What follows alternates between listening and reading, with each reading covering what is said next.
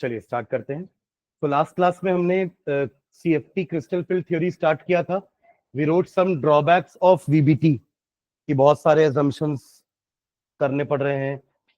The theory was not dealing with the nature of ligand कि ligand कैसा है ना, लाइगेंड के बारे में बात ही नहीं हो रही है।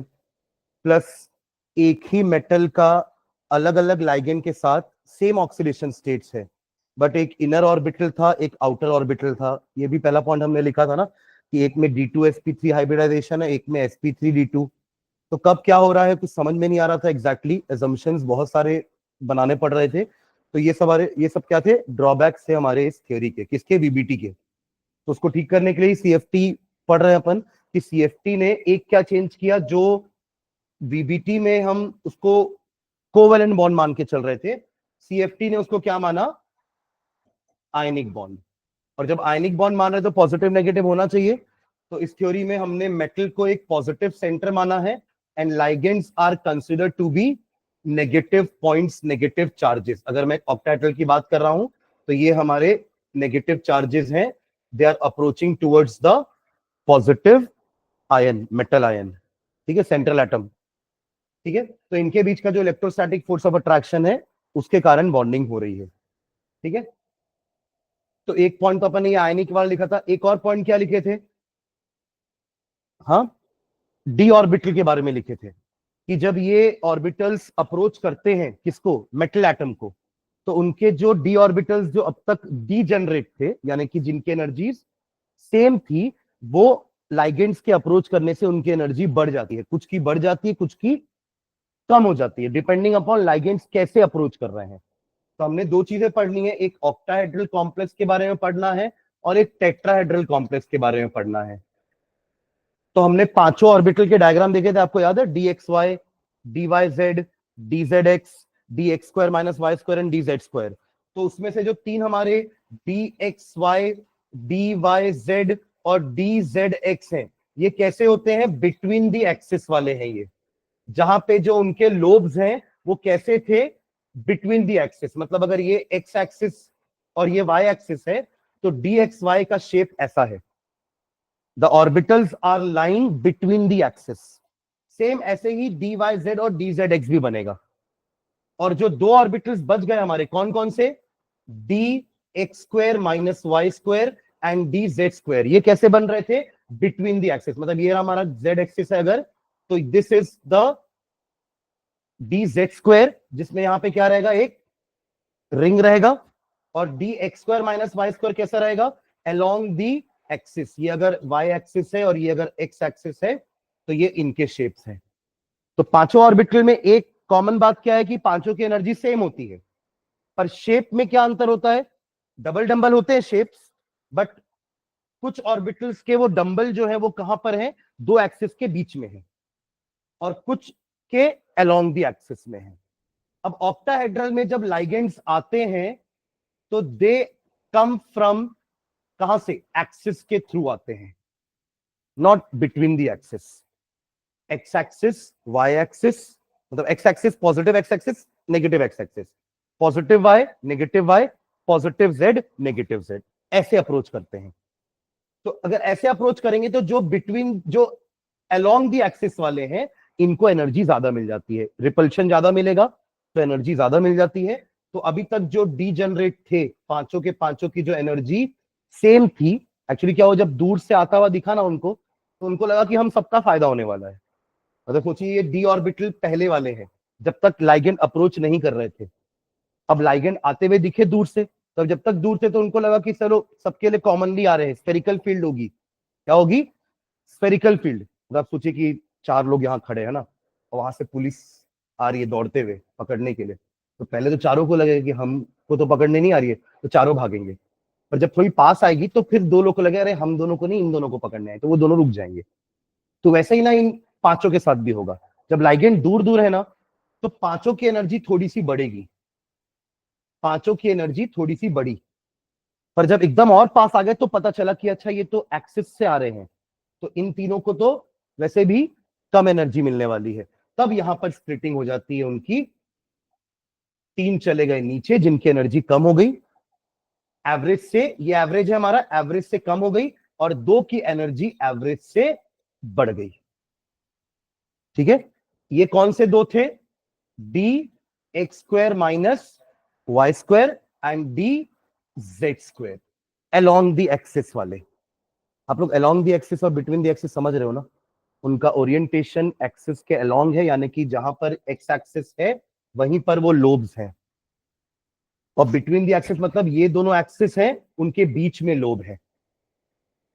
ठीक है, और नीचे वाले कौन से हमारे? 3, D X Y, D Y Z, D Z X. इसी फिनोमिना को हम क्रिस्टल फील्ड स्प्लिटिंग बोलते हैं। समझ रहे हैं क्या? क्रिस्टल फील्ड क्या हो गई? स्प्लिट हो गई। या यूं कह लो, इसकी फील्ड के कारण लाइगेंड आ रहा था, उसकी फील्ड के कारण इनके बीच में क्या हो गया? स्प्लिटिंग हो गया, जिसमें दो की एनर्जी बढ़ गई और 3 की एनर्जी एवरेज से कम हो गई। ठीक है, और इस गैप को भी मैंने एक नाम दिया था, कुछ लिखे नहीं थे अपन हालांकि, पर मैंने समझाते हुए आपको नाम बताया था कि इसका नाम है क्रिस्टल फील्ड स्प्लिटिंग। तो हो रही है ना? तो क्रिस्टल फील्ड स्प्लिटिंग तो ही रहेगा, और ये क्या है? एनर्जी है, एनर्जी गैप है। तो crystal field splitting energy, CFSE, short form में क्या बोलेंगे? CFSE, जिसको अपन डिनोट करते हैं डेल ओ से। डेल मतलब गैप और ओ मतलब ऑक्टाहेड्रल। हाँ, चेंज भी बोल सकते हैं, मतलब दोनों के बीच का चेंज है ना, V2 minus V minus you बोलते हैं, वो भी चेंज होता है, वेलोसिटी का चेंज। यहाँ एनर्जी का चेंज है, इसकी एनर्जी ज्यादा है, इसकी एनर्जी कम है, डिफरेंस करोगे तो डेल ओ आ जाएगा। अब ये डेल ओ का जो वैल्यू है ना, वो लाइगेंड पे डिपेंड करता है। डेल ओ का वैल्यू किस पे डिपेंड करेगा? लाइगेंड पे। मतलब मान लो कॉपर ने अमोनिया के साथ भी बनाया और वही कॉपर ने वाटर के साथ भी बनाया, तो वाटर थोड़ा वीकर लाइगेंड होता है, अमोनिया स्ट्रॉन्गर लाइगेंड होता है। तो ये जो गैप है ना, ये गैप बढ़ जाएगा अमोनिया के केस में। अमोनिया के केस में मान लो ये आपका ऊपर वाले हैं और ये नीचे वाले हैं, तो इनका गैप थोड़ा ज्यादा रहेगा, और वाटर केस में ये गैप थोड़ा कम हो जाएगा। समझ रहे हैं क्या? ठीक है, अच्छा, इनको एक नाम भी दिया गया। ये जो दो है ना, इनको बोलते हैं कलेक्टिवली, बोलते हैं ईजी। कलेक्टिवली बोलते हैं ईजी, और इन तीनों को बोलते हैं T2G। ठीक है, तो ईजी वाले वो हैं जिनकी एनर्जी बढ़ गई है अभी, और T2G वालों की एनर्जी कम हो गई है। जब हम टेट्राहेड्रल पढ़ेंगे ना, तो जस्ट उल्टा होगा, क्योंकि टेट्राहेड्रल में लाइगेंड एक्सिस से अप्रोच नहीं करते हैं, लाइगेंड अप्रोच करते हैं बिटवीन द एक्सिस से इन टेट्राहेड्रल। तो उस केस में इन तीनों की एनर्जी ज्यादा हो जाएगी, इन दोनों की एनर्जी कम हो जाएगी। समझ रहे हैं क्या? ठीक है, आपने हेडिंग क्या डाला था? आगे कंटिन्यू करेंगे उसको। CFT फॉर ऑक्टाहेड्रल, चलिए इसमें लिखते हैं। हाँ, मतलब उसका जो ज्योमेट्री है ना, उसके कारण अपन को ऐसा बोल रहे हैं कि मतलब वहां से जब वो अप्रोच करते हैं तो, या यूं समझ लीजिए कि लाइगेंड तो वैसे ही अप्रोच कर रहे हैं, इनके एक्सिस, इनके जो लोब्स है ना, वो ऐसे है ना। लाइगेंड्स आपके ऑक्टाहेड्रल से कहां से अप्रोच कर रहे हैं? Between the, sorry, along the axis. और वहां पे अलोंग द एक्सिस में कौन कौन से आपके ऑर्बिटल्स आ रहे हैं? ये दोनों, तो इनको ज्यादा एनर्जी मिल रही है। ठीक है, तो वो ज्योमेट्री पे डिपेंड कर रहा है कि ऑक्टाहेड्रल में वो, उनके पास जगह नहीं है कि बिटवीन द एक्सिस से आ सके, तो वो अलोंग द एक्सिस से आ रहे हैं, क्योंकि डी ऑर्बिटल्स ही वैसे प्लेस्ड हैं।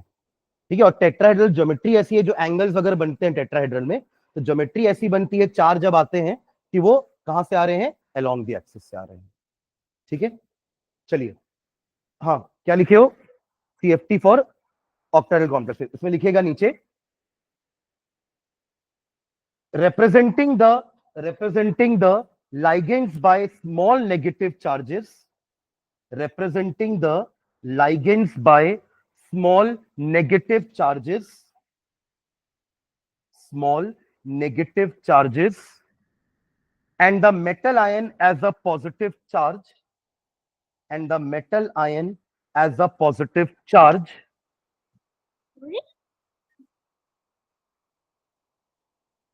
representing the ligands by small negative charges and the metal ion as a positive charge, comma, the geometry of the octahedral, the geometry of the octahedral, the geometry of the octahedral may be represented as follows. may be represented as follows. May be represented as follows. ये diagram बनाएंगे, ये octahedral बना रहा हूं मैं. Positive charge बीच में जो है वो आपका मेटल आयन है, और आजू बाजू जो आपके 6 बनने वाले हैं वो आपके लाइगेंड्स हैं. ठीक है, ये बीच में रहेगा मेटल आयन.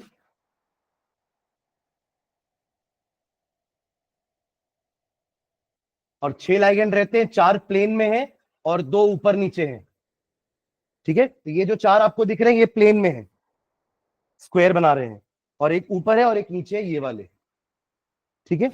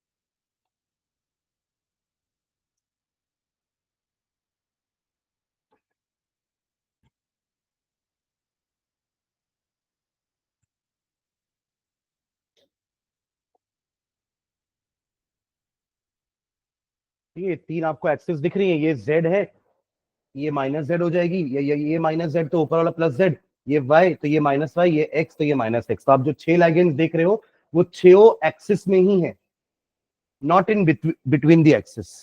ठीक है, तो ये आप समझिए कि आपके 3 कोऑर्डिनेट्स हैं या 3 एक्सिस हैं, X Y and Z axis.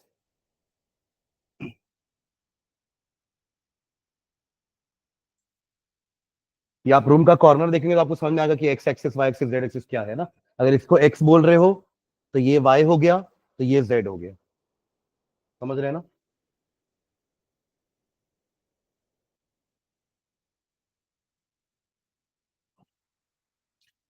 ठीक है, पांचों डी के भी शेप बनाते हैं, नीचे लिखेंगे. The negative charges, the negative charges, the negative charges lie along the lie along the x comma y and z axis. The negative charges lie along the x comma y and z axis, and metal is at origin along the x comma y and z axis. जितने भी negative charges आपको दिख रहे हैं, ये दोनों negative charges z axis में है, ये दोनों नेगेटिव चार्जेस y में है, और ये दोनों नेगेटिव चार्जेस x में है. और ये तीनों पॉइंट जहां पे मीट होती है एक्सिस, उसको क्या बोलते हैं अपन? ओरिजिन. ओरिजिन पे आपका मेटल एटम है. ठीक है, तो क्या लिखे? Along the X X X comma Y and Z axis, and the metal is at origin, and the metal ion is at origin. Metal ion is at origin. ठीक है, नेक्स्ट टाइम में लिखेंगे the 5d orbitals, the 5d orbitals, the 5d orbitals can be drawn as follows. The 5d orbitals can be drawn as follows. पांचों बनाएंगे, दो along the axis वाले, which is x square minus y square, और एक z square. ये दोनों between the axis वाले हैं,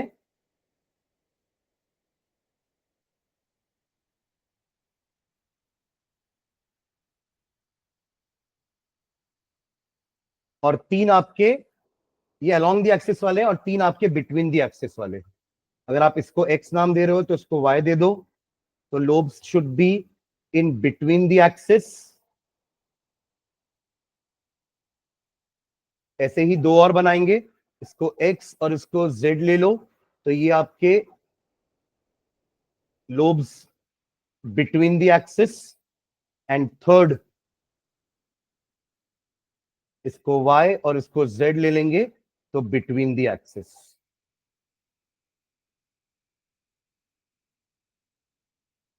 ठीक है, नाम लिख लेंगे सारे के, D X square minus Y square, D Z square, D X Y, D X Z and D Y Z.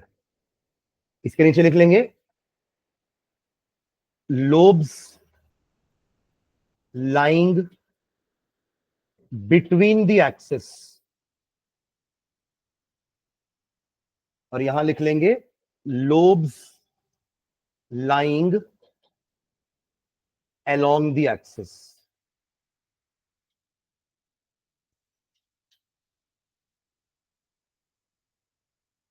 ठीक है, अब हम लिखेंगे आगे कि जो लाइगेंड्स आ रहे हैं वो between the axis, sorry along the axis से आएंगे इन ऑक्टाहेड्रल, तो इन दोनों को ज्यादा एनर्जी मिलेगी, ज्यादा रिपल्शन मिलेगा, इनको कम।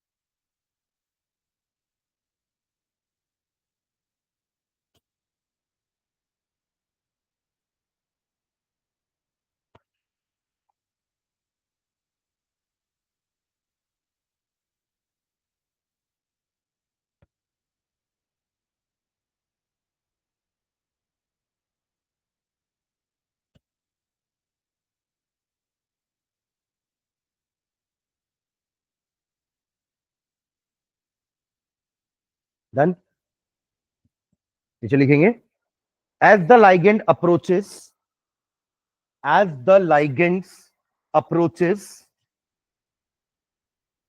as the ligand approaches the metal ion,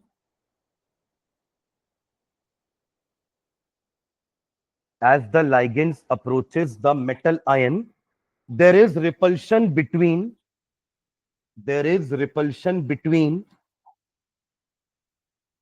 there is repulsion between the ligands, और किसके बीच में होगा रिपल्शन? इन डी ऑर्बिटल्स के बीच में, है ना? हाँ, मतलब मेटल के बीच में, पर मेटल के अंदर ऑर्बिटल नहीं तो इलेक्ट्रॉन्स रिपेल करेंगे ना।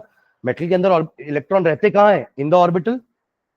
तो लाइगेंड और ऑर्बिटल के बीच में रिपल्शन होने वाला है। ठीक है, वो भी वो ऑर्बिटल ज्यादा रिपेल करेंगी जिनकी तरफ से लाइगेंड आ रहे होंगे, जो लाइगेंड से दूर होंगी वो उनको ज्यादा रिपल्शन नहीं मिलने वाला। ठीक है, तो as the ligands approach the metal ion, there is repulsion between the ligands and the d orbitals, ligands and the d orbitals, thereby raising their energy, thereby raising their energy, thereby raising their energy, thereby raising their energy।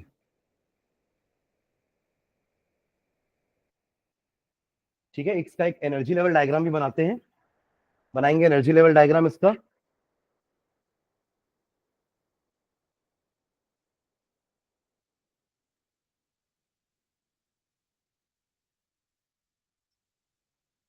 ऐसा कुछ बना ना, यहाँ पे energy आपकी नीचे से ऊपर जाएगी तो एनर्जी इंक्रीज हो रही है।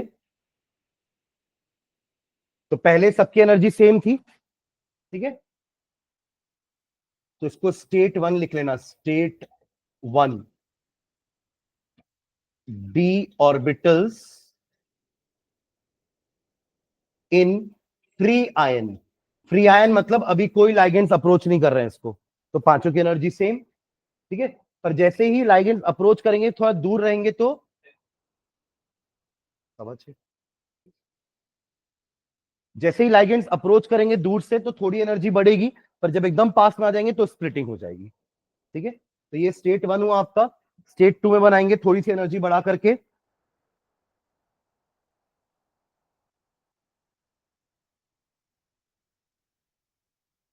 ये हो जाएगा आपका स्टेट टू। नीचे लिखेंगे average energy of d orbitals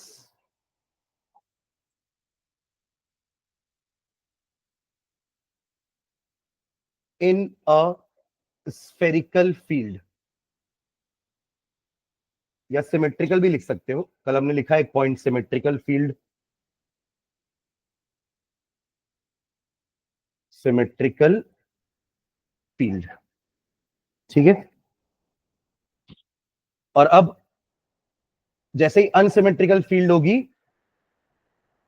energy split हो जाएगी, मतलब ऑर्बिटल स्प्लिट हो जाएंगे। Now they are no longer degenerate, अभी तक डीजनरेट थे, एनर्जी सेम थी, अब स्प्लिट हो जाएगी, तो यहां पे आपकी एनर्जी 2 ऑर्बिटल की ज्यादा और 3 की एवरेज एनर्जी से कम हो जाएगी। D X square minus Y square D Z square and dxy, dyz and dzx.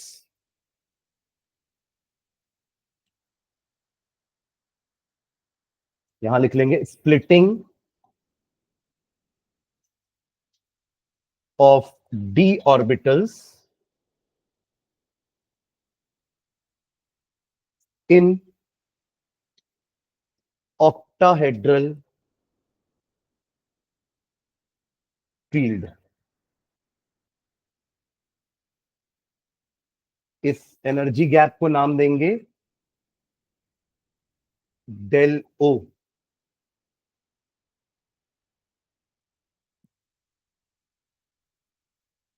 ठीक है, और ये जो वैल्यू आती है ना, इस वैल्यू को अपन बेरी सेंटर बोलते हैं, बेरी सेंटर, जो एवरेज वैल्यू है बेरी सेंटर, जिससे ये जो जिनकी ऑर्बिटल की एनर्जी बड़ी है, ये एनर्जी बेरी सेंटर से 0.6 टाइम्स बढ़ती है एक्सपेरिमेंटली निकालने पर, और ये 0.4 टाइम्स कम हो जाती है।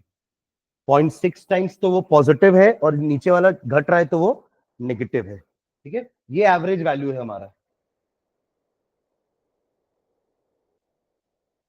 This is the energy level diagram for D orbital in case of CFT, वो भी किसके लिए, ऑक्टाहेड्रल के लिए। टेट्राहेड्रल के लिए ये 3 ऊपर चले जाएंगे, ये 2 नीचे।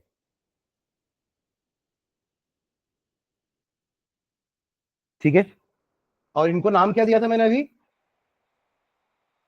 हाँ ईजी, और इनको T2G। ठीक है,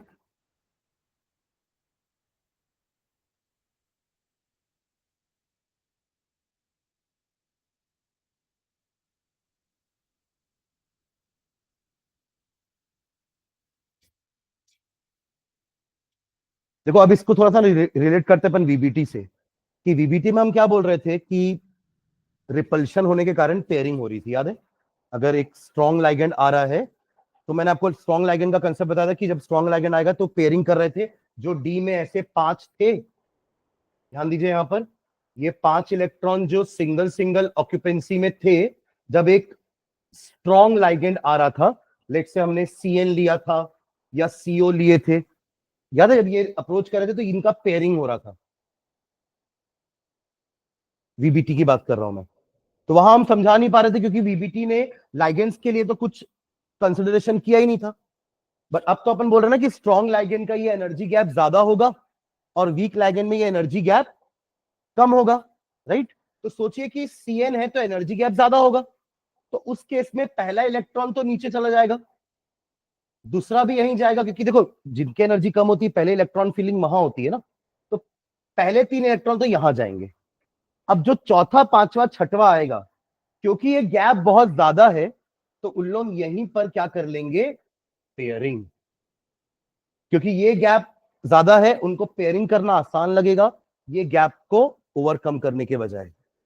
तो ये गैप क्यों ज्यादा आया, बिकॉज स्ट्रॉन्ग लाइगेंड थे, तो स्ट्रॉन्ग लाइगेंड एनर्जी गैप ज्यादा, तो they will like to do pairing here only. तो यही चीज हम वहां पर रिपल्शन करके बता रहे थे, समझ रहे हैं क्या। अब जो 7वां इलेक्ट्रॉन आएगा उसको ऊपर जाना पड़ेगा, क्योंकि उसके लिए पास कोई ऑप्शन नहीं है। 8वां भी ऊपर जाएगा, 9वां भी ऊपर और 10वां भी ऊपर। पर वही अगर एक वीक लाइगेंड होता, लेट्स से वाटर, तो वाटर में क्या होता, ये गैप जो है ना वो कम होता,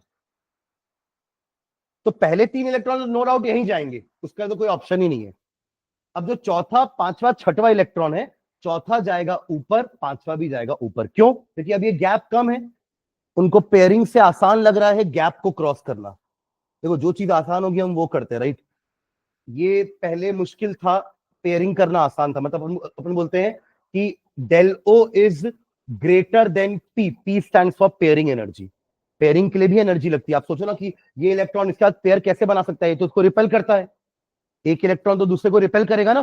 पर अगर आपको पेयरिंग बनानी है तो उसको कुछ ना कुछ एनर्जी देके बैठाना पड़ेगा ताकि वो रिपेल होके बाहर ना आ जाए, समझ रहे हैं? तो उसको एनर्जी को बोलते हैं पेयरिंग एनर्जी। तो पेयरिंग एनर्जी कम थी, CFSE ज्यादा थी फॉर अ स्ट्रॉन्ग लाइगेंड। तो पहले क्या हुआ, नीचे के ऑर्बिटल भराए, फिर ऊपर गया। इस केस में पेयरिंग एनर्जी ज्यादा है, डेलो छोटा है, तो वो क्या करना पसंद किया, ऊपर जाना पसंद किया। तो ये पैरामैग्नेटिक टाइप का हो गया, और ये आपका किस टाइप का हो गया, डायमैग्नेटिक टाइप का हो गया। समझ रहे हैं क्या? ठीक है, तो चलो इसको अपन पढ़ेंगे, अभी कॉन्फ़िगरेशन में आएंगे। पर ये डायग्राम क्लियर है सबको? क्या प्रॉब्लम है डायग्राम में? देखो स्टेट 1 में अभी मेटल आयन अकेला था, कॉपर 2 पॉजिटिव। अब दूर से जब अमोनिया आना चालू किए तब तक स्फेरिकल फील्ड थी, मतलब सबको बराबर रिपल्शन मिल रहे थे क्योंकि दूर थे। तब उस केस में पांचों की एनर्जी थोड़ी सी बढ़ गई। पर जैसे ही वो अप्रोच करके आगे तक आए अलोंग द एक्सिस, तो अलोंग द एक्सिस वाले दो की एनर्जी ज्यादा बढ़ गई और इनकी कम हो गई एवरेज वैल्यू से। तो यहां तक जो अपना है ना वो स्फेरिकल फील्ड है। स्फेरिकल फील्ड सिमेट्रिकल होती है, पर जैसे ही पता चला कि नहीं ये तो उधर ऐसे इक्वली नहीं आ रहे हैं, ये ज्यादा फोकस इनका कहां पर है, एक्सिस के अलोंग में है। वो छेओ लाइगेंड का, दो एक्स एक्सिस से आ रहे हैं, दो वाई से आ रहे हैं, दो जेड से आ रहे हैं। तो जो बीच वाले लोब्स हैं उनको कम एनर्जी मिली, कम रिपल्शन मिला, तो इसलिए उनकी एनर्जी थोड़ी सी एवरेज से कम हो गई और इनकी एवरेज से ज्यादा हो गई।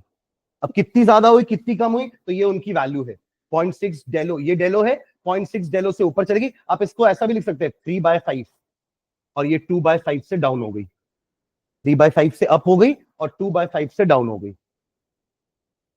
ठीक है, तो और ये गैप को अपन ने डेलो नाम दिया है, इस एवरेज एनर्जी को हम बेरी सेंटर बोल रहे हैं। ठीक है, कॉन्फ़िगरेशन अगर अभी समझ में नहीं आ रहा है ये डेलो और पी क्या है, तो अभी अपन लिखेंगे तो एक बार मैं और बता दूंगा इसको। ठीक है, ये डायग्राम बन गया ये वाला। ठीक है, नीचे लिखेंगे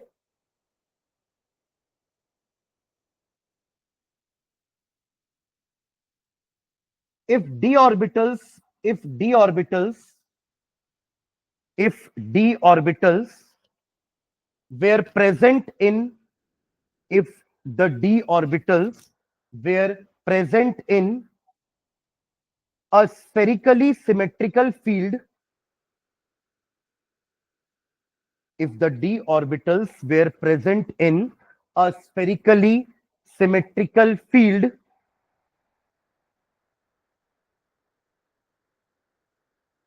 they can be represented, comma डाल के, they can be represented as shown in state 2, as shown in state 2, as shown in state 2.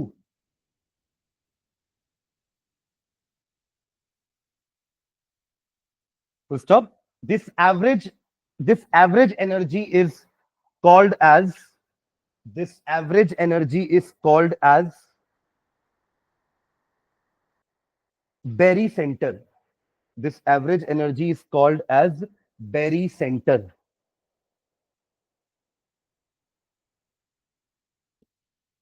ठीक है, फुल स्टॉप। नेक्स्ट लाइन लिखेंगे एज, एज इन दोनों ऑर्बिटल्स के नाम लिख लीजिए, as D X square minus Y square and D Z square, as D X square minus Y square and D Z square orbitals, as dx square minus y square and dz square orbitals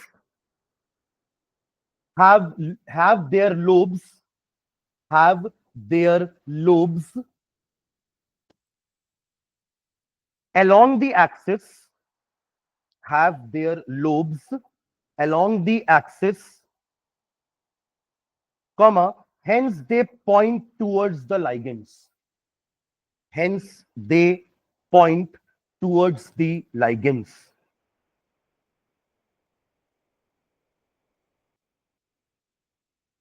Full stop. As a result,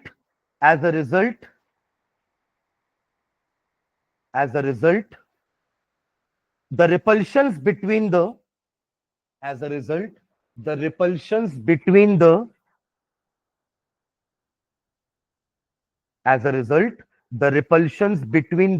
ligands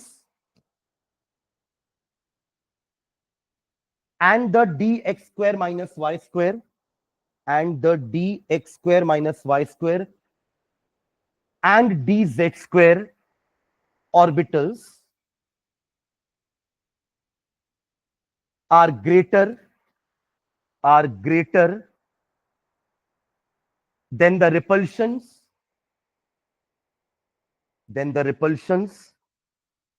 between the ligands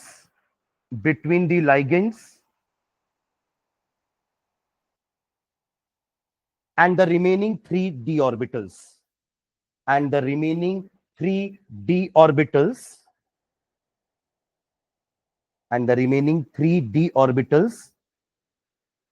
dxy, dyz and dzx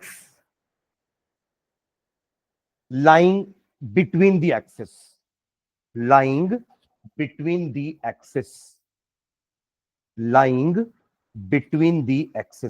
ये sentence पूरा समझ में आ गया कि क्योंकि ये दोनों axis के अलोंग में है जहां से लाइगेंड भी अप्रोच कर रहे हैं, इसलिए इन दोनों को ज्यादा रिपल्शन मिलेगा comparison to ligand and the remaining 3 orbitals which are lying between the axis.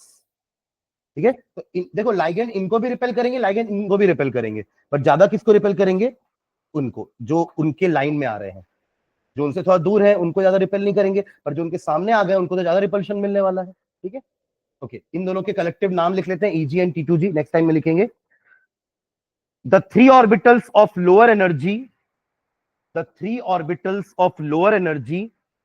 are called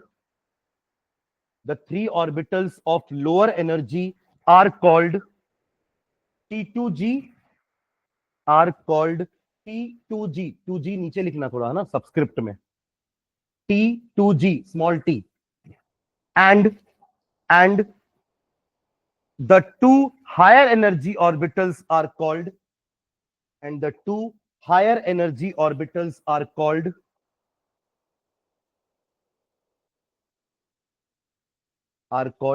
EG orbitals.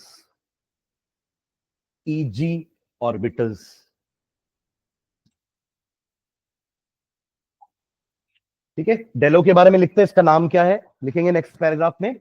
The difference of energy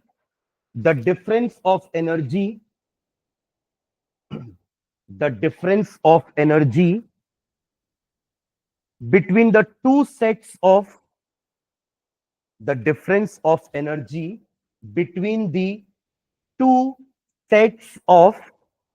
d orbital, एक सेट ये है दूसरा सेट ये है, इन दोनों सेट के बीच का जो एनर्जी डिफरेंस है उसको डिफाइन कर रहे हैं अपन, है ना। The difference of energy between the two sets of d orbitals is called crystal field splitting energy, और एक और नाम लिखना, क्रिस्टल फील्ड स्टेबिलाईजेशन एनर्जी, क्योंकि अल्टीमेटली वो स्टेबल भी हो रहे हैं, तो crystal field stabilization energy, bracket में शॉर्ट फॉर्म लिख लेना CFSE,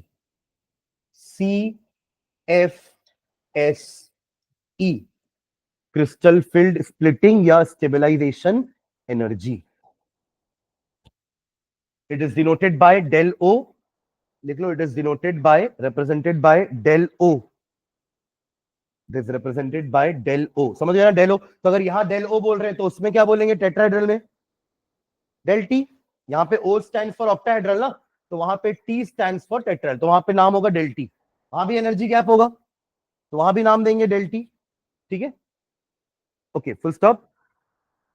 it is found that ये जो अपन ने 0.6 और 0.4 लिखा है, इसके लिए एक लाइन लिख रहे हैं। It is found that eg orbitals are it is found that eg orbitals are plus 0.6 del o, जिसको ब्रैकेट में आप लिख सकते हो 3/5 del o। 3/5 0.6 ही होता है ना, तो r plus 0.6 del o above the average energy level, above the average energy level, above the average energy level,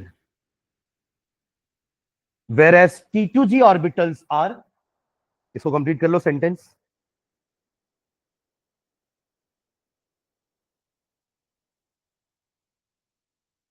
क्या लिखोगे इसके लिए? T2G orbitals are -0.4 del o, यानी कि 2/5 del o। वो अबव लिखो, यहां क्या लिखोगे? बिलो। हाँ, below the average energy level, below the average energy level.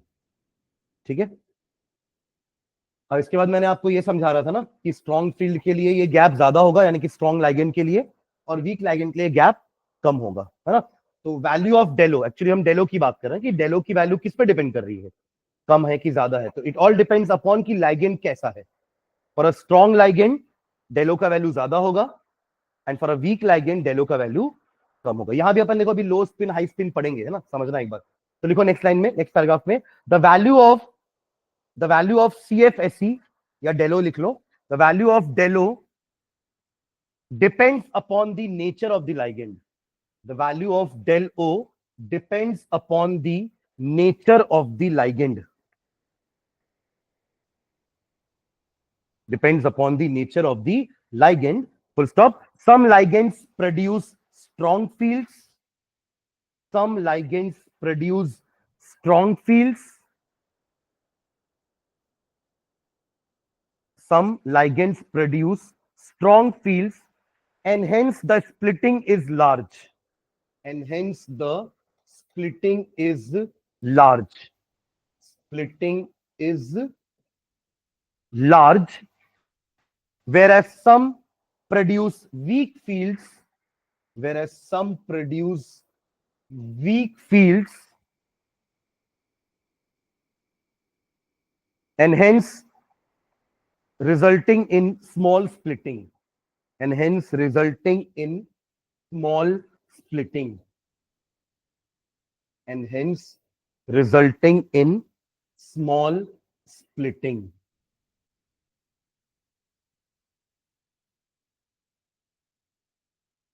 ठीक है, नेक्स्ट टाइम में लिखेंगे the observed values, the observed values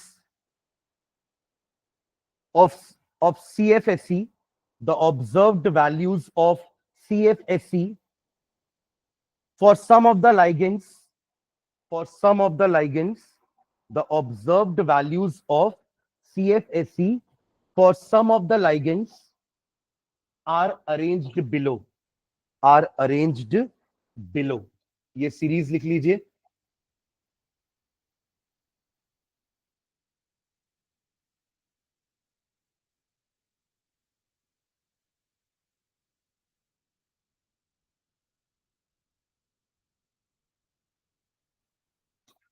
ये सब लाइगेंड्स अपन पढ़े ना, हमको सबके नाम पता है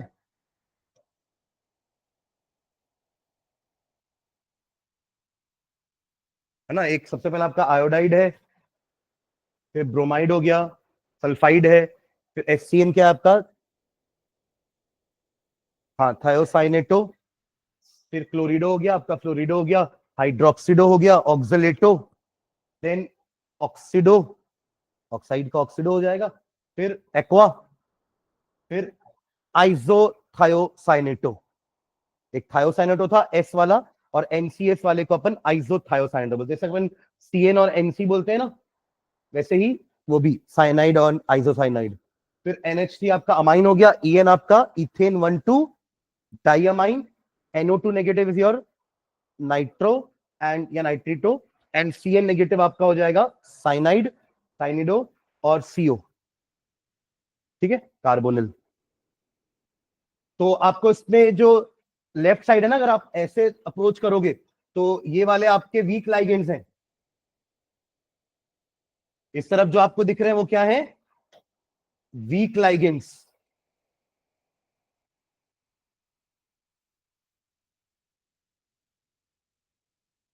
और जो लास्ट में आपको दिख रहे हैं ये क्या है, आपके स्ट्रॉन्ग लाइगेंड्स। इस सीरीज को कहते हैं अपन स्पेक्ट्रोकेमिकल सीरीज, है ना। ये ऐसी सीरीज है जो बता रही है कि which ligands is stronger and which is weaker.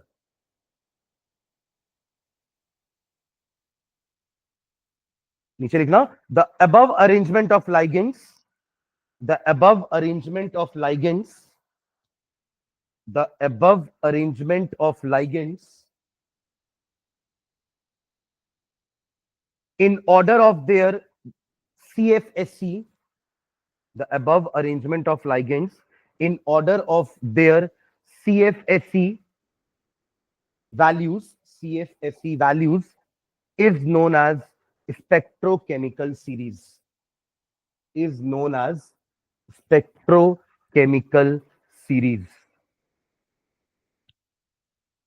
spectrochemical series. Full stop. The ligands with small values of DELO, the ligands with small values of del O, the ligands with small value of del O are called weak field ligands, are called weak field ligands, and the one with large value of del O are called strong field ligands, and the one with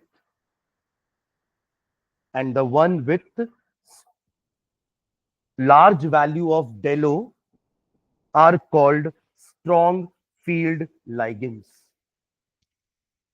are called strong field ligands.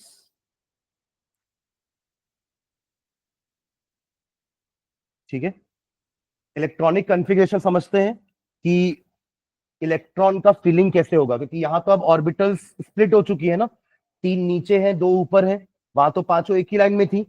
जैसे अपन VBT में नहीं बनाते, पहले निकल बना रहे थे, फिर Ni2+ बना रहे थे, याद आ रहा है, फिर वो इलेक्ट्रॉन्स कैसे पेयरिंग कर रहे थे, तो वैसे यहां भी करेंगे कि अगर D3 तक कॉन्फ़िगरेशन है तो कैसे इलेक्ट्रॉन्स फिल होंगे, D4 है तो कैसे होंगे, D5 है तो कैसे होंगे इलेक्ट्रॉन्स का फिलिंग। ठीक है, तो एक सब हेडिंग डालेगा इलेक्ट्रॉनिक कॉन्फ़िगरेशन, इलेक्ट्रॉनिक कॉन्फ़िगरेशन।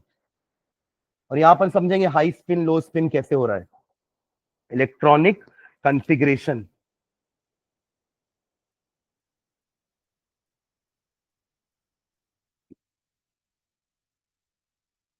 ठीक है, इसमें हाइफन डाल के लिखेंगे, as the electrons first enter the, as the electrons first enter the, as the electron first enter the lower energy, as the electrons first enter the lower energy 3 T2G orbitals, 3 T2G orbitals, as the electrons first enter the lower energy 3 T2G orbitals, T2G orbital 3 है ना, dxy dyz and dz। तो पहले तो electron lower energy में ही जाएगा, वही लिख रहे हैं अपन कि as the electron first enter the lower energy, जो कि कितनी है, 3 है, और तीनों का नाम क्या है, T2G orbital, 3 T2G orbitals with parallel spin, with parallel spin, with parallel spin, comma, parallel spin मतलब सब में plus half plus half plus half, अभी पेयरिंग होगी तो उल्टा जाएगा ना, minus half minus half minus half, तो इसको पैरेलल स्पिन बोल रहे हैं। ठीक है, comma, hence for complexes with, hence for complexes with, hence for complexes with, hence for complexes with D1 comma D2 and D3 configuration, D2 D3 configuration, the occupancy is certain. The occupancy is certain. The occupancy is certain. Certain मतलब fixed है, और वो क्या रहेगी occupancy? नीचे के जो T2G हैं और ऊपर आपके दो EG हैं, तो इलेक्ट्रॉन्स कहां जाएंगे आपके? अगर मैं बात कर रहा हूं D1 की, तो पहला इलेक्ट्रॉन कहां जाएगा? यहीं जाएगा। अगर मैं बात कर रहा हूं D2 कॉन्फ़िगरेशन की, किसी का D2 है, अरे वो 3D2 अपन ऐसा लिखते थे ना, ऐसा आप आयरन का लिखोगे तो क्या लिखते हो? 3D6 4S2, ये लिखते हो आयरन का, लास्ट का ही लिख रहा हूं बस। फिर Fe3 पॉजिटिव क्या होता है? यहां का 2 हटेगा और यहां का 1 हटेगा, तो क्या बचेगा? Fe3 3D5। तो अब ये 5 इलेक्ट्रॉन कहां बैठेंगे, ये क्वेश्चन है। तो D1 D2 D3 तो कोई दिक्कत नहीं है। D1 किसका हो सकता है? आपके जो टाइटेनियम वगैरह है, टाइटेनियम का क्या होगा? देखो टाइटेनियम का मैंने उसने एटॉमिक नंबर क्या बताया था आपको? टाइटेनियम हो गया, वेनेडियम हो गया, 22 23 है ये। क्या है? वेनेडियम 22। कॉन्फ़िगरेशन क्या हो जाएगी उसकी? 3D2 4S2। ठीक है। अब मान लीजिए आपका वेनेडियम 2+ है अगर, तो क्या बचेगा? 3D2 बचेगा बस। तो इसके 2 इलेक्ट्रॉन कहां जाएंगे? ऑब्वियसली कहां पर? T2G के एक एक में जाएंगे। Eg खाली रहेगा अभी, क्योंकि Eg की तो एनर्जी वैसे भी ज्यादा है, एंड हमेशा इलेक्ट्रॉन्स पहले लोअर एनर्जी ऑर्बिटल को भरते हैं, फिर हम हायर एनर्जी की बात करते हैं। ये तो ऑफ प्रिंसिपल है कि lower energy orbitals gets filled first then higher. ये तो बोर के टाइम से चलता हुआ ना, बोर ने भी तो यही बोला था कि पहले लोअर ऑर्बिट भराएंगे फिर हायर ऑर्बिट भराएंगे, बस इन्होंने ऑर्बिट की जगह ऑर्बिटल बोल दिया। तो लोअर एनर्जी ऑर्बिटल पहले भराएंगे फिर हायर एनर्जी में जाएंगे। D3 के बारे में क्या ख्याल है? उसमें कैसा होगा? उसमें भी यहां पे एक ही जाएगा, तीनों में एक एक सिंगल ऑक्यूपेंसी होगी और Eg खाली पड़ा रहेगा। ज्यादा क्लियर है? अभी आपने जो लाइन लिखी है वो इसी के लिए लिखी है कि for configurations like D1 D2 D3 the occupancy is certain, कि क्या होगा? सिंगल, डबल और ये ट्रिपल, ऐसा हो जाएगा बस। अब क्वेश्चन आएगा कि चौथा इलेक्ट्रॉन कहां जाएगा? चौथा इलेक्ट्रॉन क्या पेयरिंग करना चालू करेगा कि ऊपर जाएगा? अगर आप पेयरिंग करना चालू किया तो this is resulting into low spin complex. क्या बोलते हो? सोचो एक बार फिर से, क्या बोला मैंने? अगर पेयरिंग करना चालू करेगा तो लो स्पिन हो रहा है ना, अरे पेयरिंग होती जा रही है तो स्पिन कटता जा रहा है, इसका प्लस हाफ इसका माइनस हाफ कैंसल, स्पिन कम हो गया, ये भी कम हो गया, फिर कम हो गया। ये कब हो रहा है? जब वो यहीं पर पेयरिंग कर रहे हैं, और वो यहां पेयरिंग नहीं करते, वो ऊपर जाते तो पांचों के पांचों अनपेयर्ड रहते, हाई स्पिन कॉम्प्लेक्स, पैरामैग्नेटिक। तो ये D4 का कॉन्फ़िगरेशन, D5 का कॉन्फ़िगरेशन क्या रहेगा? वो डिपेंड करेगा डेलो और P की वैल्यू पर। डेलो is the gap and P is the energy required for pairing.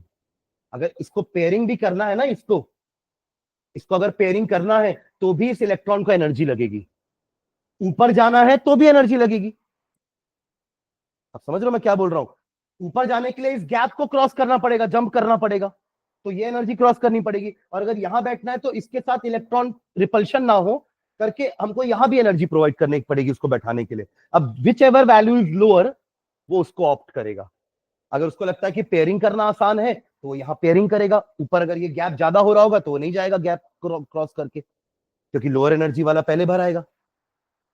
समझ में आ रही बात?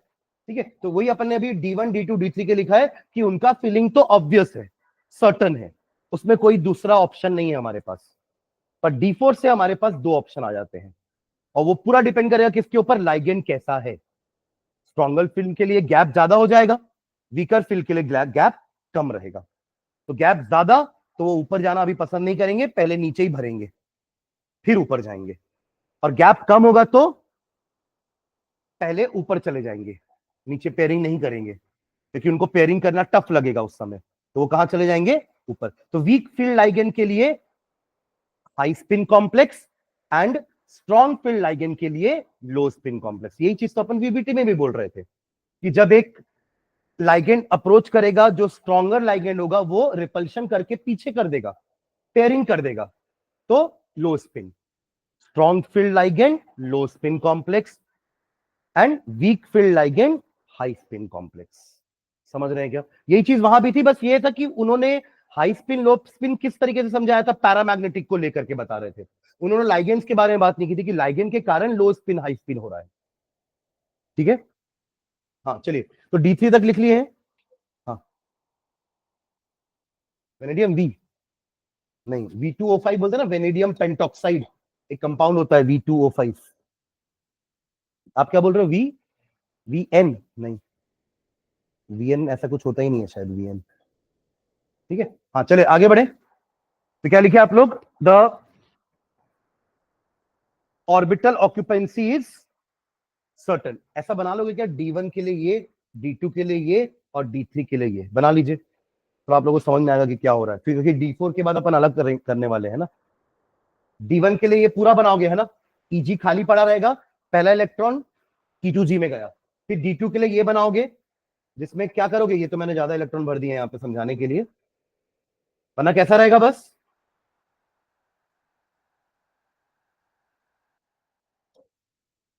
यही T2G में दोनों ऑर्बिटल में एक एक इलेक्ट्रॉन दे देंगे और Eg खाली रहेगा। देखो इसी को पैरेलल स्पिन बोल रहे हैं, सुन रहे हैं क्या? अपन लिखे ना एक लाइन पैरेलल स्पिन, वो यही है इसका मतलब। ये दोनों पैरेलल स्पिन है, यहां पर ये तीनों पैरेलल स्पिन है।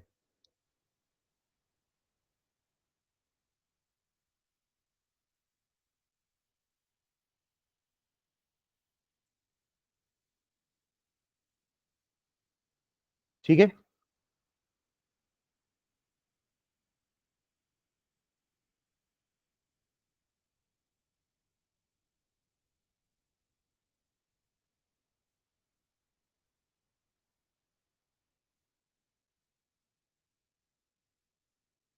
ठीक है, नेक्स्ट टाइम लिखना, for D4, D5, D6 etcetera, D4, D5, D6 etcetera,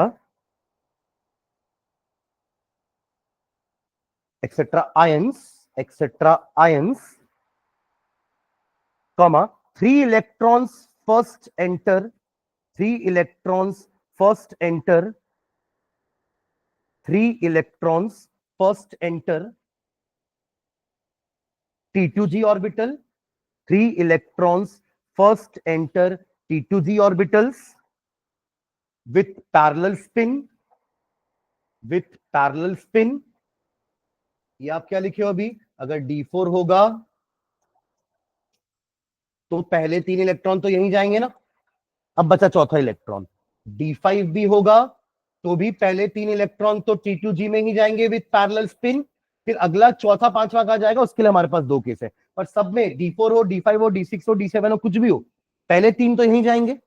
वही लिखा है आपने कि first three enter T2G orbital with parallel spin, but the remaining but the remaining but the remaining may pair up, but the remaining may pair up in the T2G orbital, may pair up in the T2G orbital,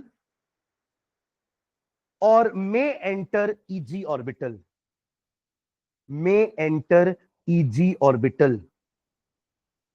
The remaining may pair up in the T2G orbital और may enter, अगर देखो आप T2G में जाएंगे तो pairing होना चालू हो जाएगी, resulting into low spin complex, और अगर ऊपर चले गए तो सिंगल ऑक्यूपेंसी रहेगी, resulting into high spin complex. ठीक है, तो क्या लिखे? May pair up in the T2G orbital और may enter EG orbital, giving rise to giving rise to giving rise to low spin और high spin complexes respectively. Giving rise to, low spin पहले बोलूंगा ना, क्योंकि पहले आपने लिखा है कि हम T2G में जा सकता है या ऊपर भी जा सकता है, तो अगर T2G में गया तो लो स्पिन होना चालू हो जाएगा, और ऊपर गया तो हाई स्पिन कॉम्प्लेक्सेस, तो और हाई स्पिन कॉम्प्लेक्सेस रेस्पेक्टिवली, और हाई स्पिन कॉम्प्लेक्सेस रेस्पेक्टिवली।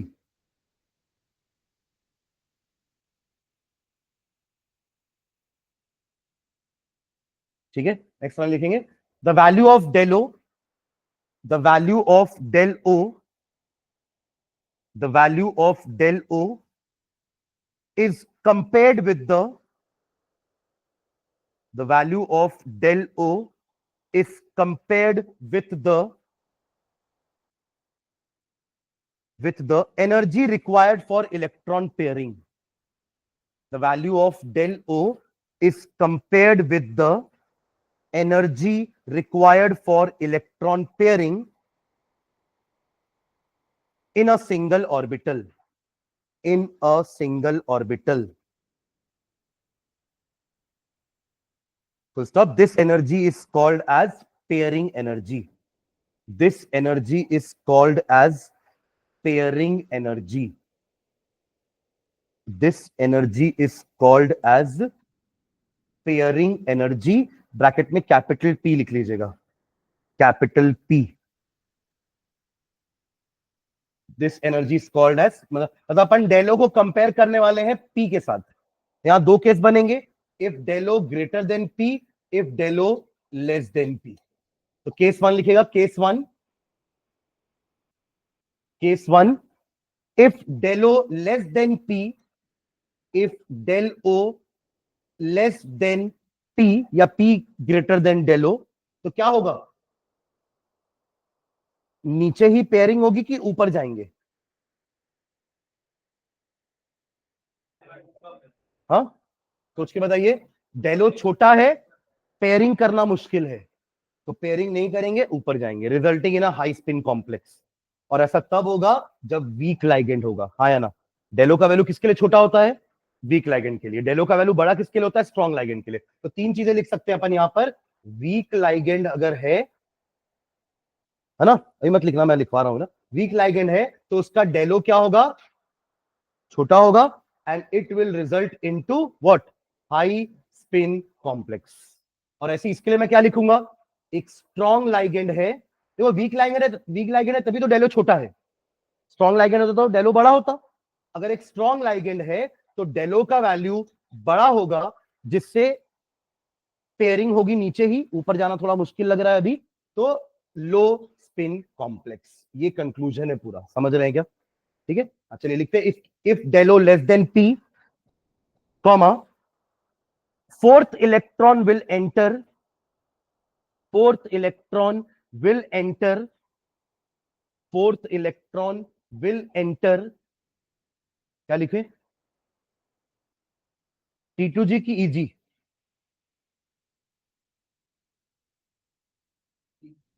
हाँ, EG. fourth electron will enter EG. fourth electron will enter EG, and the configuration becomes,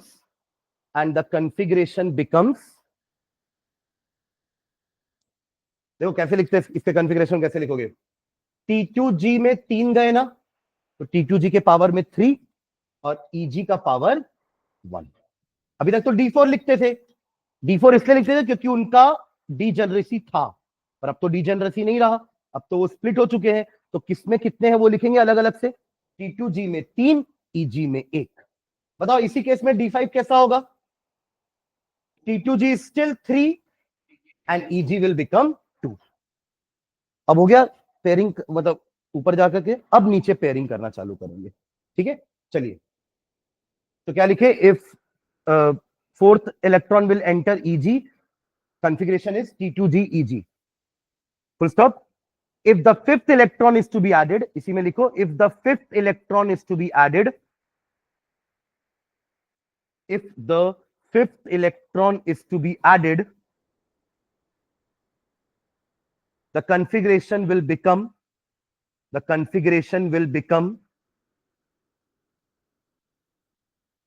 T2G3EG2. The configuration will become T2G3EG2. ठीक है.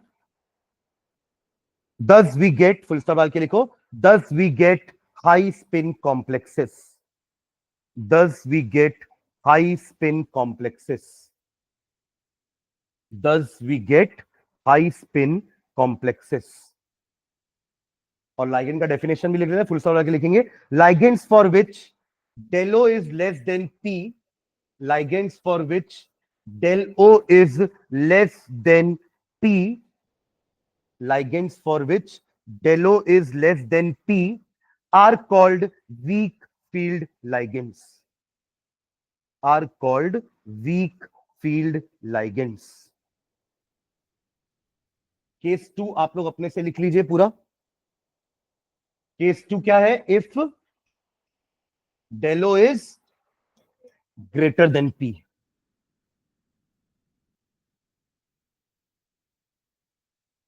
तो इसमें hyphen डाल के लिखेंगे up to D6. Up to D6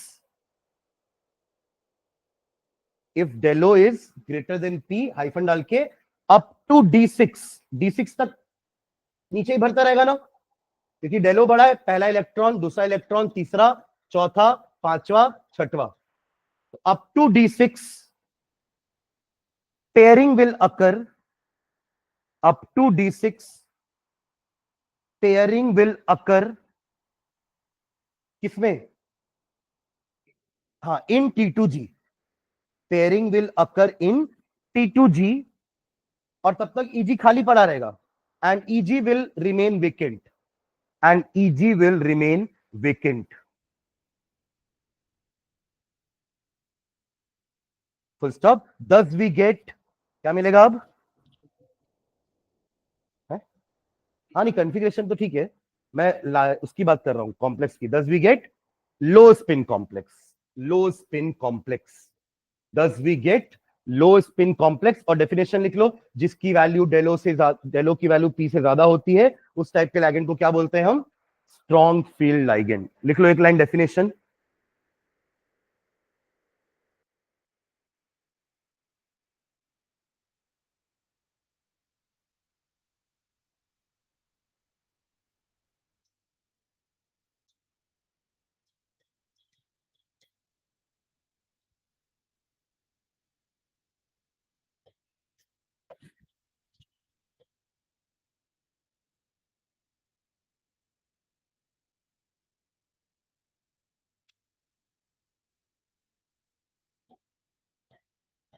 सही लिखा है ये? देखिए, स्ट्रॉन्ग फील्ड लिगेंड होंगे तो डेलो बड़ा होगा, P छोटा होगा, पेयरिंग करना आसान होगा, तो पेयरिंग करेंगे. और पेयरिंग करेंगे तो स्पिन लो हो जाएगी. इसी का उल्टा लाइन पूरा लिख देंगे तो क्या हो जाएगा ये? Weak field ligands have low Delo values leading to a high spin complex. ठीक है, इसको लिख लीजिए. ये हमारी आज की क्लास का कंक्लूजन है.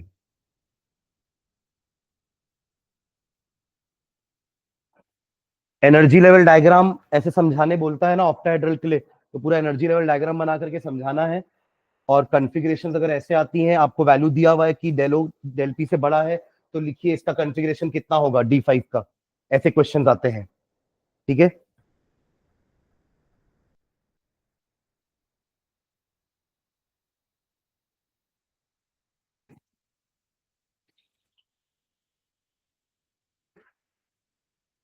मैग्नेटिज्म बताने की जरूरत नहीं है. जो आपके हाई स्पिन कॉम्प्लेक्सेस हो रहे होंगे वो पैरामैग्नेटिक की तरफ जा रहे हैं, और लो स्पिन वाले डायमैग्नेटिक की तरफ जा रहे हैं, या slightly paramagnetic. Am I clear? है ना? अगर T2G सोचो ना, अगर T2G नीचे पूरा ही भरा जाएगा तो ये तो पैरामैग्नेटिज्म खत्म ही हो जाएगा पूरा. डायमैग्नेटिक बोलोगे आप इसको, है ना? D6 वाला अगर आपका लाइगेंड इसमें क्या आ रहा है? स्ट्रॉन्ग फील्ड लाइगेंड आ रहा है, तो वो पूरा पेयरिंग कर देगा, स्पिन जीरो हो जाएगी, नो अनपेड इलेक्ट्रॉन्स. तो ये किस टाइप का हो जाएगा? Diamagnetic in nature. तो मैग्नेटिज्म में कोई दिक्कत नहीं है. हमें एक कंसेप्ट जो इसमें पढ़ना है वो है कलर वाला. ठीक है, अपन ने वीबीटी में और वार्नर में एक ड्रॉबैक लिखा था. वार्नर में लिखे थे कि the theory is unable to explain कि why the compounds are coloured. Compounds coloured क्यों होते हैं? ठीक है. तो एक्चुअली में क्या होता है कि जब इलेक्ट्रॉन्स अपने लोअर एनर्जी लेवल से, मान लो यहां पे एक इलेक्ट्रॉन है ना, इसको अगर इलेक्ट्रॉन को यहां जाना है, तो ये व्हाइट लाइट में से कुछ कंपोनेंट एब्जॉर्ब करेगा, उतना ही करेगा जितना कि उसको ये गैप पार करने के लिए चाहिए, एक्साइटेड स्टेट में जाने के लिए. ठीक है. तो ये अपना एक थ्योरी होता था, quantum theory, Planck's quantum theory, याद है आपको? E directly proportional to nu. कोई भी लाइट सिर्फ एक वेव नहीं होती, उसके अंदर पार्टिकल्स भी होते हैं ना, यही था हमारा Planck quantum theory, dual nature of light, light का डुअल नेचर, कि अब तक हम वेव मानते थे, पर क्लास 11th में आके हमको पता चला कि लाइट सिर्फ वेव नहीं है, उसके अंदर पार्टिकल्स भी है। और उसी में आगे और पढ़े थे तो हमको पता चला था कि अच्छा, पार्टिकल्स वाले के पास सिर्फ पार्टिकल नेचर नहीं है, इसकी वेव भी है, मतलब इस पेन की वेव होगी, बट वो इतनी छोटी होती है इसकी वेवलेंथ कि हम उसको इग्नोर कर सकते हैं, it will not make any sense. In the same way light के भी डुअल नेचर है और आपके ऑब्जेक्ट का भी डुअल नेचर है, ठीक है? तो लाइट के डुअल नेचर में हम पढ़ते थे कि पार्टिकल्स, जो लाइट के पार्टिकल्स है उनमें एनर्जी होती है, उनको क्वांटम बोलते हैं, और वो एनर्जी किसके प्रोपोर्शनल होती है? उनकी फ्रीक्वेंसी, मतलब जिस लाइट की फ्रीक्वेंसी ज्यादा होगी उसके अंदर एनर्जी भी ज्यादा है, E is equals to H nu. जिसकी फ्रीक्वेंसी कम होगी उसकी एनर्जी कम होगी। तो आपको पता है वायलेट से लेकर के रेड तक में, है ना, आप जैसे जैसे वायलेट से रेड में बढ़ते हो, आपकी रेड की वेवलेंथ सबसे हाईएस्ट होती है, रेड की वेवलेंथ सबसे हाईएस्ट, तो frequency lowest, and vice versa, इधर वेवलेंथ लोएस्ट, फ्रीक्वेंसी हाईएस्ट। तो वायलेट के अंदर एनर्जी ज्यादा होगी, वायलेट कलर के अंदर एनर्जी ज्यादा होगी, ठीक है? तो यहां से आपकी व्हाइट लाइट आई, आपके इलेक्ट्रॉन ने उतनी एनर्जी उससे ले ली जितना उसको जंप करने के लिए चाहिए था, मतलब del O is equals to H nu. उसके हिसाब से उसने फ्रीक्वेंसी क्या कर ली? एब्जॉर्ब कर ली। अब व्हाइट लाइट में से अगर कुछ कंपोनेंट एब्जॉर्ब कर लोगे तो जो बचा हुआ कलर है ना, वही कलर का वो कंपाउंड दिखेगा, उसको बोलते हैं कॉम्प्लीमेंट्री कलर। क्या बोलते हैं उसको? जैसे मान लीजिए आप तीन कलर समझते हैं ना, आरजीबी, आरजीबी मिलके ही तो व्हाइट बनता है ना। तो सोचिए अगर मैंने इसमें से ब्लू कंपोनेंट हटा दिया तो आर और जी मिक्स करके जो बनेगा वही कलर बचेगा, क्योंकि ब्लू तो ले लिया ना पूरा। वही अगर आरजीबी में मैंने आर ले लिया तो जी और बी मिलके जो भी कलर बनता होगा वो कलर का कंपाउंड होगा। मतलब कुछ लाइट एब्जॉर्ब करेगा, बाकी एमिट करेगा, और जो वो एमिट करेगा वही तो दिखेगा। लाल गुलाब लाल दिख रहा है, क्यों? क्योंकि उसने व्हाइट लाइट से सारे कंपोनेंट एब्जॉर्ब किए एक्सेप्ट रेड, तो रेड कलर एमिट कर रहा है, बाकी सारे एब्जॉर्ब कर लिए। वही लाल गुलाब को यहां रख दो, लाइट बंद कर दो, वो ब्लैक दिखेगा। हाँ शर्ट भी, समझ रहे हैं क्या? तो कोई भी कंपाउंड कलर्ड इसलिए दिखता है क्योंकि वो व्हाइट लाइट से कुछ कंपोनेंट एब्जॉर्ब कर लेता है और बाकी रेडिएट कर देता है। अब एब्जॉर्ब क्यों कर रहा है? क्योंकि उसके इलेक्ट्रॉन को एनर्जी चाहिए जंप करने के लिए ऊपर, तो उतनी एनर्जी लेगा जितनी उसको जरूरत है जंप करने के लिए, और उसके एनर्जी के हिसाब से फ्रीक्वेंसी डिसाइड होगी कि कौन सा कलर वो एब्जॉर्ब करेगा। तो दोनों रिलेटेड है, मतलब ये एनर्जी की वैल्यू के हिसाब से फ्रीक्वेंसी डिसाइड होगी, फ्रीक्वेंसी से पता चल जाएगा कि कौन सा कलर उसने एब्जॉर्ब किया, जो बचा कलर है उसका वो कंपाउंड दिखेगा, वही कलर उसका उस कंपाउंड का होगा। उस कलर को कॉम्प्लीमेंट्री कलर बोलते हैं। समझ रहे हैं क्या? तो इस थ्योरी से हम कलर भी समझा पाएंगे कि वाई सम कंपाउंड्स आर, या वाई कॉम्प्लेक्सेस आर कलर्ड। क्योंकि वार्नर और वीबीटी कलर की बात नहीं कर रहे थे, वो तो बेचारे वहीं उलझ गए थे। वार्नर तो और भी आगे नहीं आ पाए थे, वार्नर आगे नहीं आ पाए थे, वीबीटी तो वही हाइब्रिडाइजेशन में उलझ गए थे इतने सारे असम्पशन होने के कारण। तो कलर की तो बात ही नहीं करी थी वीबीटी ने। हम सीएफटी में अब ये सारी चीजें तो सॉल्व कर लिए, हाई स्पिन लो स्पिन किसको बोलते हैं, कब बोलते हैं। अब हम बात करेंगे कलर की, ठीक है? तो इसका एक इसी टॉपिक में बस कलर वाला पार्ट बचा है, और एक टेट्राहेड्रल का हम सिर्फ एनर्जी लेवल डायग्राम बनाएंगे, ठीक है? क्योंकि वहां पे तीन ऊपर रहेंगे, दो नीचे रहेंगे। अभी दो ऊपर थे, तीन नीचे। उसका कारण क्या था? कि जो लाइगेंड्स अप्रोच करते हैं ऑक्टाहेड्रल में, वो कैसे करते हैं? कैसे करते हैं ligands approach? Along the axis.